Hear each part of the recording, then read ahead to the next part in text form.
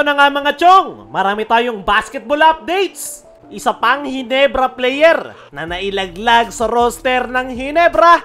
Sino kaya yan? Barangay Ginebra, kaya nga bang magkampiyon sa paparating na panibagong season 2023? Ang huling pagkakataon na natikman ng Barangay Ginebra ang matamis na kampyonato kung saan tinumba nila ang napakalakas na guest team na Bay Area Dragons. Pero magmula niyan, hindi na muli pang nakatikim ng kampyonato ang Barangay Ginebra. Kaya naman, gutom na nga ang kanilang mga fans at umaasang muling magkakampyon ang Barangay Ginebra next season.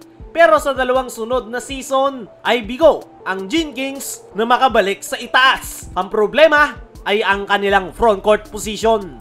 Mula nang mawala si Christian Stan Hardinger sa kanilang frontline, nagbago ang ihip ng hangin. Kung dati, isa ang Ginebra sa kinakatakutan na koponan sa loob ng painted area, ngayon, yan na yung malaking butas sa kanilang sistema. Sinubukan nga nila yung gawan ng paraan.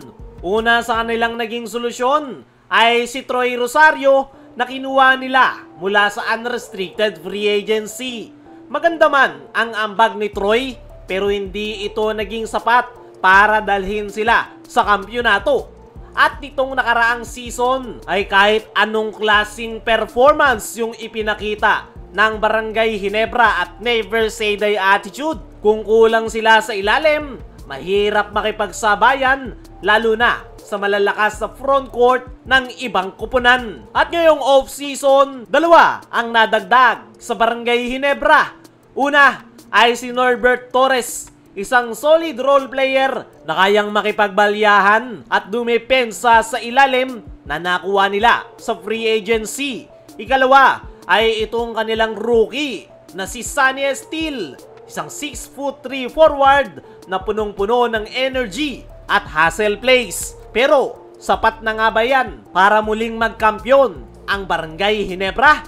Kung ikukumpara ang big man rotation ng Barangay Ginebra sa ibang title contender team gaya ng Meralco, San Miguel, Magnolia at TNT, ay di hamak na mas malalakas yung kanilang big man kumpara sa Barangay Ginebra. Kaya malamang sa malamang, isa pa rin sa magiging problema ni Coach Team sa Barangay Ginebra sa paparating na panibagong season ay ang kanilang frontcourt rotation. Pero kahit na ganon, naniniwala ako na kaya pa ring magkampiyon ng Barangay Ginebra. Dahil kung problema nila yung kanilang frontcourt position, ay solid naman yung kanilang mga gwardya tuwing man. Nandyan pa rin sila Scotty Thompson, RJ Abarrientos, Stephen Holt at iba pa. Nakabuo na nga sila ng solid team chemistry at yan nga yung strength ngayon ng kupunan ni Coach Tim Cone. Mahirapan man sila sa kanilang ilalim, pwede naman nilang idaan sa bilis at outside shooting. Actually,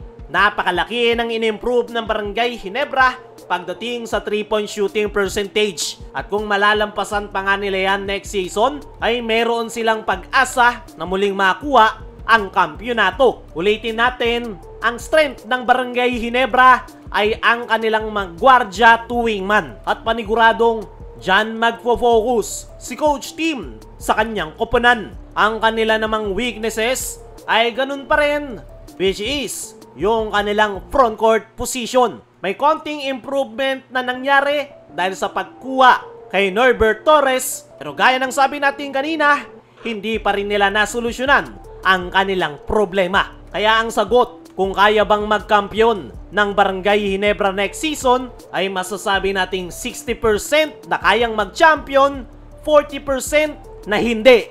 Kaya mga chong, ano ang masasabi nyo? Kaya bang mag-champion ng Ginebra sa kanilang kasalukuyang lineup? I-comment mo lang dyan sa ibaba. Dumako naman tayo dito sa kabilang balita. Isa pang Ginebra player na nailaglag sa roster ng Ginebra. Sino kaya yan? Ngayong off-season nga mga chong, ay ilang mga players ang binitawan ng Barangay Ginebra. Una ay yung kanilang isang rookie na si Mario Barasi na napunta sa Northport Batampier. Kasama niya dyan si Von Pesumal at si Paul Garcia naman ay napunta sa Terra Firma. Pero meron pang ang isang player, ang Barangay Ginebra, na hindi na naipasok sa lineup. Yan ay itong kanilang veteranong gwardya na si Jared Dillinger. Nabanggit nga ni Coach Tim sa kanyang naging latest interview na last conference pa nila binitawan si Jared Dillinger. Maikli nga lang yung naging update na yan ni Coach Tim kay Jared. Pero ayon sa ating mga trusted source ay meron ng matagal na iniinda itong si Jared Dillinger na dahilan kung bakit hindi na siya ginamit pa ni Coach Tim Cone. Hindi na nga na-recover ni Jared yung kanyang injury na pabalik-balik lang. Kaya naman, nagdesisyon na ang Barangay Ginebra na bitawan si Jared Dillinger. Para sa akin mga chong, ay masakit man, pero tama yung ginawa ng Barangay Ginebra. Dahil hindi na kaya ni Jared Dillinger na makipagsabayan at the same time, kailangan na ni Coach Tim na ipasok yung mga mas batang player na mapapakinabangan ng kanilang kupunan. At yan nga yung latest update kay Jared Dillinger. Kaya mga chong, ano ang masasabi nyo? Na binitawan na siya ng Barangay Ginebra. Ano rin yung masasabi nyo? Kaya ba ng Barangay Ginebra na magkampiyon ngayong season? I-comment mo lang dyan sa ibaba.